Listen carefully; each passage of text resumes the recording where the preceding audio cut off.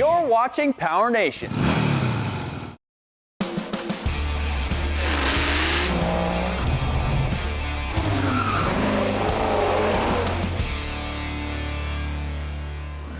Welcome to PowerNation Builds. Today we have a radical plan that involves one cool sport pickup and slinging a whole lot of dirt. Here's Truck Tech. Today we're going to be kicking off a brand new project, this 1988 Chevy, and we're going to nickname it Project Red Tide. It's a K1500, which means it's a half-ton four-wheel drive. I've always had a love affair with the single cab short box truck. They look great, they're agile, and they're just sporty. Now, you'll notice this truck, it's a little bit dirty, and that's because immediately after we bought it, we took it out on the trail alongside our K5, which we just finished up. We really wanted to get a better idea of how this truck would handle the rough stuff, and it did pretty well for a mostly stock truck. The suspension soaked up the bumps, and it had no problem tackling the mild mud holes that we pointed it at. All in, it was a fun trail machine, but there's always room for improvement. So the question is, what are we going to change first on the truck, and exactly what direction are we going to take with this build as a whole? We could get the suspension up in the air and cut out all the IFS parts, throw some solid axles underneath on leaf springs, getting the truck another 6 to 8 inches up in the air so we can run a massive 42-inch tall tire, making the K1500 the ultimate off-roader. Our first modification to the suspension is going to require that we remove the bed. The bed is held to the frame with a couple of bolts, and an impact gun makes quick work of them. After that, it's just a few wires for the taillights, the fuel filler neck, and the bed is loose.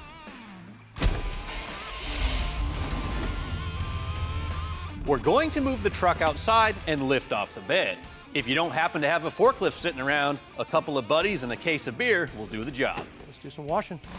It only takes a few minutes, and anytime the bed comes off, it's totally worth the extra effort to clean things up.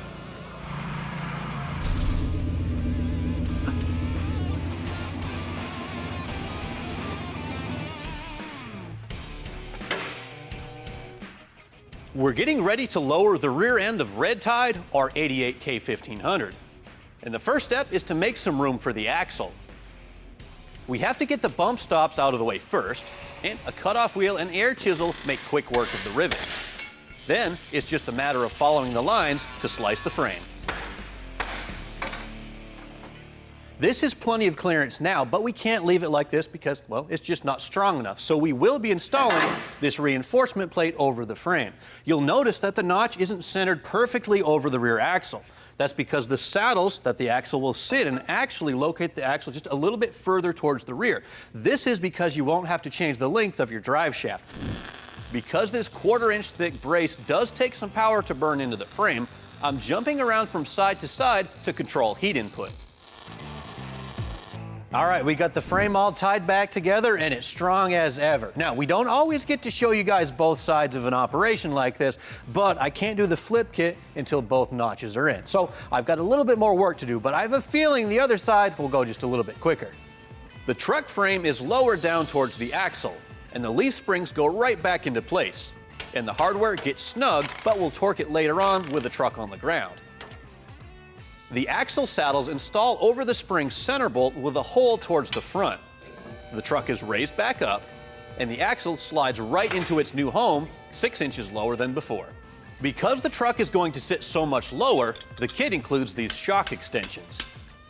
They require the original large shock bolt, a 5/16 hole to be drilled, and 2 small bolts will keep it from twisting. Now, the new shocks can be installed, which are optimized for a lowered street truck. There, I got her. I like how you don't mess around. You get where you need to be on that filler neck, you tell me when. Okay, I'm around it, so you can come on down. I'm in the wrong business. I guess so. It's perfect. We're nearly done dropping Red Tide, our 88 K1500, and we'll get started on the front by pulling off the original shocks. Then, loosen the nut that holds the ball joint to the spindle, and loosen the taper with a hammer. Underneath the truck, we'll use a special tool to loosen the tension on the torsion bar key. Then, we can safely remove the stock adjusters, and back off the tension on the tool. An air hammer knocks out the torsion bar, and the lift keys are removed. Now the lifted upper control arms are removed from the truck. And we can replace them with a new stock set with a proper ball joint angle. Plus, the new bushings will be an added bonus. Now we can tackle the front diff. We'll remove the passenger side drop bracket. Ooh, man, look at that. And replace it with a stock one we got from a junkyard. On the driver's side, simply remove the aftermarket parts. Then the diff can be raised back up into its original home, lined up, and tightened back down. Now the dropped torsion bar keys can go into place.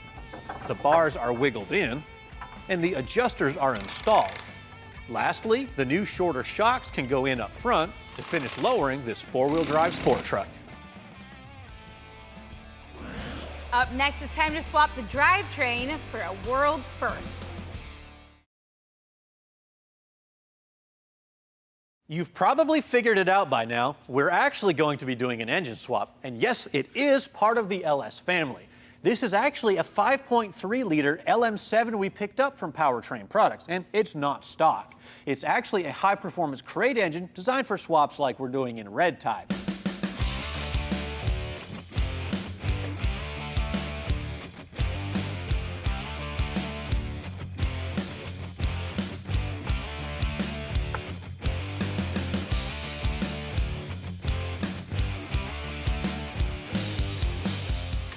We're a little more than halfway done pulling the drivetrain out of red tide, our '88 Chevy.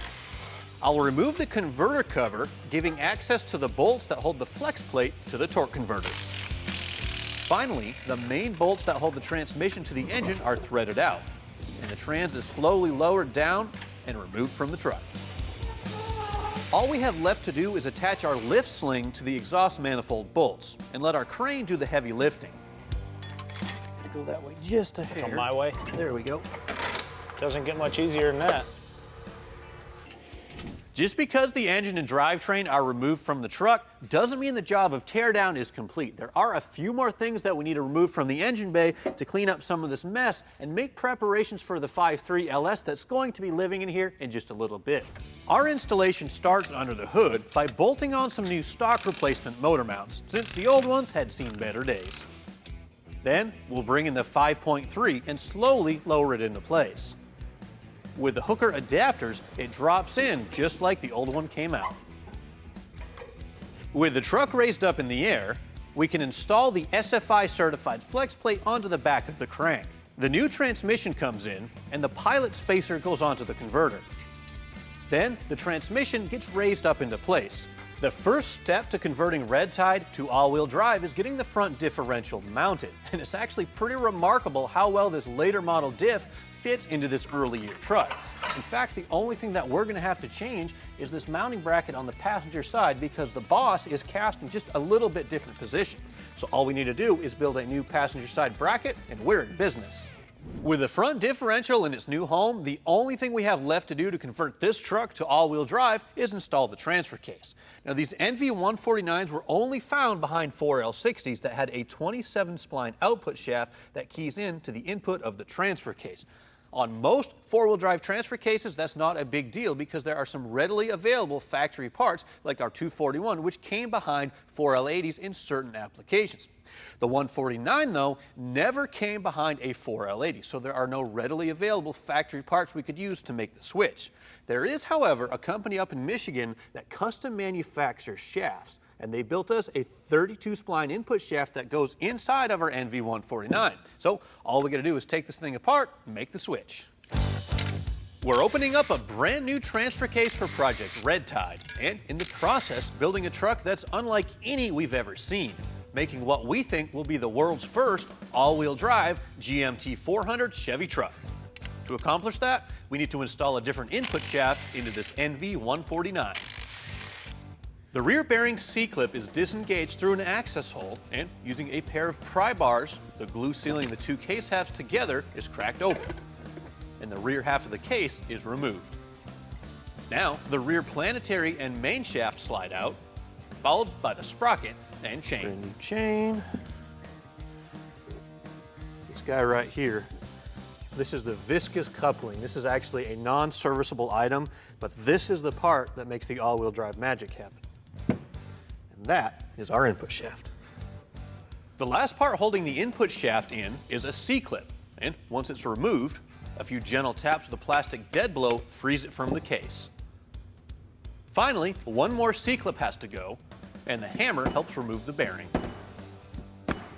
Now the process gets reversed, with the bearing and C-clip going onto the 32 spline shaft. You ready? Yeah. With a wooden block, the shaft and bearing are driven into the front case half. Hear the sound change? I think you're in. That's how you know you're in. The C-clip goes back in, followed by the viscous coupler. Then the chain and sprocket, and the main shaft and planetary slide back in. Then we'll clean any old sealant from the mating surface. A little RTV is applied to seal up the case. And the rear half slides on, making sure to line up with the two internal shafts and the dowel pins. Now the final C-clip is opened up and the rear bearing is slid into place. Right on the money. It's a bit awkward, but the case gets maneuvered up between the two cross members. The shafts line up, and with a bit of wiggling, the trans and transfer case are united. A few bolts hold the whole package together, completing our all-wheel drive conversion. Coming up next, it's time to fire up and fab up one cool exhaust. Our all-wheel drive conversion is done on this old body style Chevy. Now, I could spend some time out back and re-gear the 10-bolt to a 4:10 ratio that would match the new front axle that we just installed. But instead, I'm going to spend some time on this engine and see if we can get it a little bit closer to firing up. Because right now, this 5.3 is just a bare long block. All the important parts that it needs to fire up and run haven't been installed yet. Recently, I did some shopping, and the delivery guy, well, he just dropped off a whole bunch of parts. These are a pace setter header designed to fit a 99 to 07 four-wheel drive Silverado. But luckily, they're a perfect fit for our LS swap truck. Back at the engine, the manifold slides right into place, and nuts and washers hold it down. The ignition coils go on, and the plug wires are attached. The dipstick slides into the block and bolts to the head. Then the injector harness plugs in, along with the coil harness. Finally, the crank sensor goes in, followed by the starter. See if she fires. You just can't beat the sound of a V8 with a nice healthy 10 in it. Next, we want to clean up the interior of the truck a little bit. So we'll get to work by first unbolting and removing the seats. Well, man, we gave you the hard job first day, huh? Yeah, let's yank them out. The seatbelt anchors, kick panels, door sills, and a few other trim panels come out. And finally, the nasty 30-year-old carpet can get tossed in the dumpster. Since the transfer case swap, this truck no longer requires the use of a shifter assembly to access the four-wheel drive. Therefore, we're going to take it out, make a delete plate to block that off. All right, man, this ought to dress it up. Oh, definitely. This carpet's gonna lay down nice in here. Bolt the seat brackets to the floor, reinstall all the original trim, and finally, bolt the new seats onto the sliders. The ring gear is going to be attached to this Detroit TrueTrack helical gear style limited slip differential, which has a perfect split in power between the rear wheels, giving maximum traction on the street. Now, in '88, there were several different options for spline counts on the 10-bolt rear end. We're going to upgrade to the stronger 30 spline, which means we need a different axle shaft to attach to it. So we grab these Mosier 30 spline 6-lug axles that are a direct fit into our 10 bolts housing. We also grabbed all the remaining parts that we'll need to complete the installation, like a forged pinion yoke with a stronger 1350 U-joint, an installation kit with all the shims, bearings, seals, and hardware that we'll need, and to strengthen the rear end just a little bit more, we grabbed a Mosier differential cover with built-in carrier cap supports. We'll get started by installing the ring gear onto the carrier. One unique thing about the 10 bolt is the ring gear bolts are left-hand thread.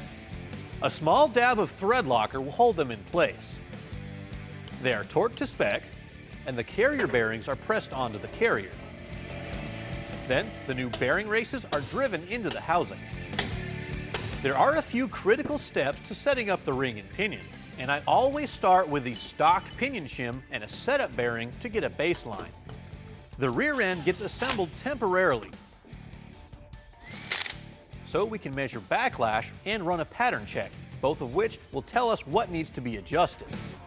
We're going to add 10 thousandths of shim to the pinion, press on the bearing, permanently install the pinion into the housing, and tighten the nut until proper bearing preload is reached.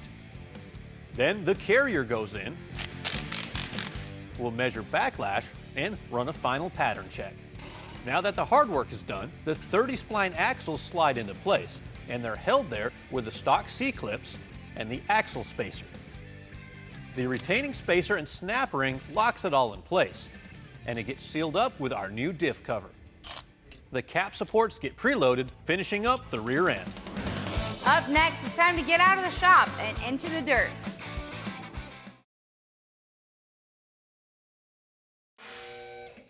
Our exhaust system is going to start at the back of our long tube headers, which have a 3-inch V-band that's been welded on each side to make removing the exhaust system much simpler. Since the X-pipe has to sit between the trans and the frame, I need to first build an offset bend.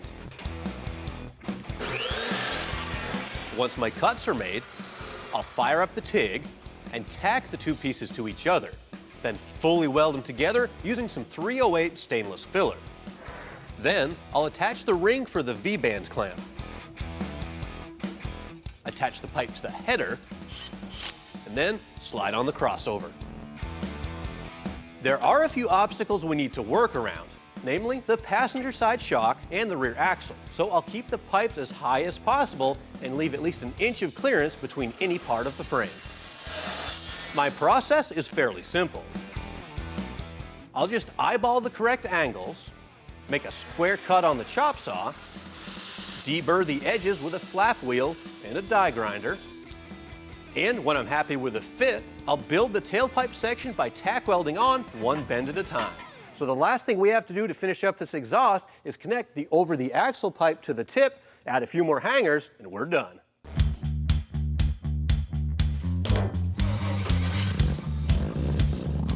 When it comes to finding a place to take our project trucks when done, we like to mix it up every now and then. So we came out here where there's lots of loose gravel, wide open spaces, and some areas where we can get this truck to slide around a little bit. We're gonna try our hands at Rallycross. Low buck beaters to full custom tube chassis, Rallycross is a full-on dirt racing series put on by the Sports Car Club of America.